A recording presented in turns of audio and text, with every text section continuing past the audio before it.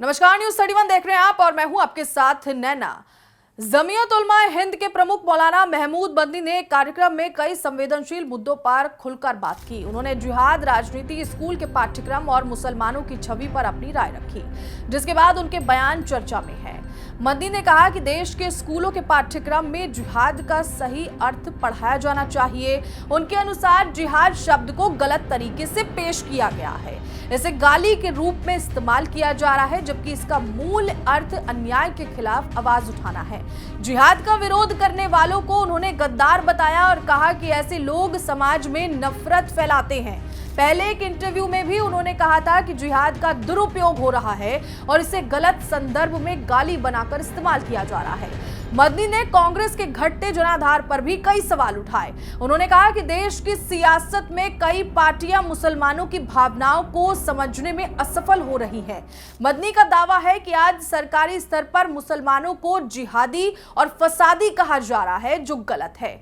वंदे मातरम पर टिप्पणी करते हुए मदनी ने कहा कि कई जगह लोगों पर इसे बोलने का दबाव डाला जा रहा है। उन्होंने कहा कि जबरदस्ती किसी से कुछ कहलवाना आइडिया ऑफ इंडिया नहीं है। मदनी ने कहा कि उनके बयान का हिंसा या आतंकवाद से कोई संबंध नहीं है। उन्होंने साफ किया कि अगर कोई आतंकवादी अपनी हरकत को जिहाद करता है तो इसका मतलब ये नहीं कि वो वास्तव में जिहाद है।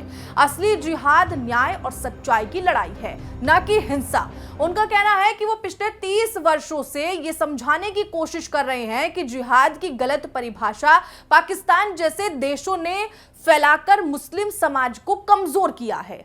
जब उनसे पूछा गया कि क्या वो सुप्रीम कोर्ट की आलोचना कर रहे हैं, तो मदनी ने कहा कि वो किसी व्यक्ति के रूप में नहीं बल्कि एक समुदाय की आवाज के रूप में बात कर रहे हैं। अगर वो अपने समुदाय की भावनाएं देश के सामने नहीं रखेंगे तो ये नाइंसाफी होगी।